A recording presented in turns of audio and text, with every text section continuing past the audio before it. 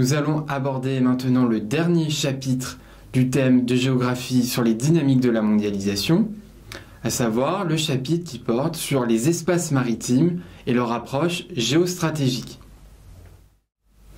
Pour commencer, il faut tout de suite rappeler que ces espaces maritimes sont des territoires stratégiques de la mondialisation et de cette recomposition de la géographie du monde. Et cela pour deux grandes raisons. Tout d'abord, ces espaces maritimes abritent les grandes routes commerciales du monde. Et, deuxième raison, ils abritent des ressources sous-marines qu'on est capable d'exploiter de plus en plus facilement. Ces intérêts que représentent ces espaces maritimes posent deux grands types de problèmes.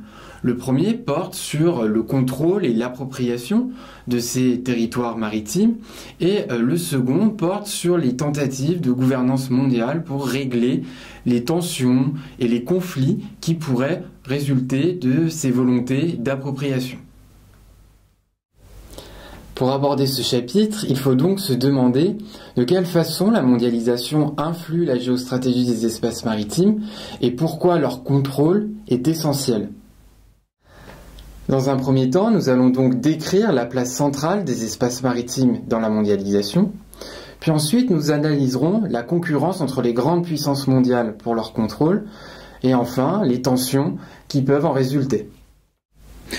Donc pour aborder ce chapitre, il faut commencer par montrer en quoi ces espaces maritimes sont bien au cœur de la mondialisation. Premier point qui illustre cette centralité, le transport maritime est l'activité vitale de la mondialisation. Pourquoi ? Eh bien parce que le transport de marchandises se fait quasi exclusivement par voie maritime, à hauteur de 90%. Ce qui favorise la littoralisation, c'est-à-dire la localisation sur les littoraux des activités et du peuplement. Ce transport maritime s'est considérablement développé avec la conteneurisation, technique de transport qui a été mise au point dans les années 50-60, qui a considérablement facilité les opérations de transport, comme les ruptures de charge, et a permis un accroissement considérable du volume des marchandises transportées. À grande échelle, ceci a entraîné l'apparition de navires et d'infrastructures portuaires de plus en plus gigantesques. Deuxième point, à l'échelle mondiale, ces flux maritimes sont concentrés entre les grandes aires de puissance économique. En effet, les échanges de marchandises qui passent par voie maritime relient de façon prioritaire les espaces les plus dynamiques ou les mieux intégrés à la mondialisation.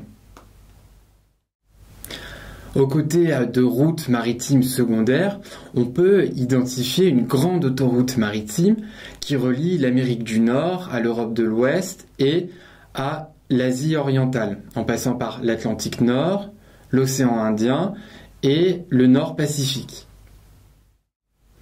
Ce tracé met en évidence le rôle stratégique d'un certain nombre de canaux et de détroits par où passe donc l'essentiel du transport des marchandises.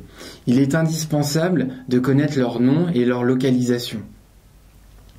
Il faut donc retenir le canal de Panama, le détroit de Gibraltar, le canal de Suez, le détroit de Bab el-Mandeb et enfin le détroit de Malacca.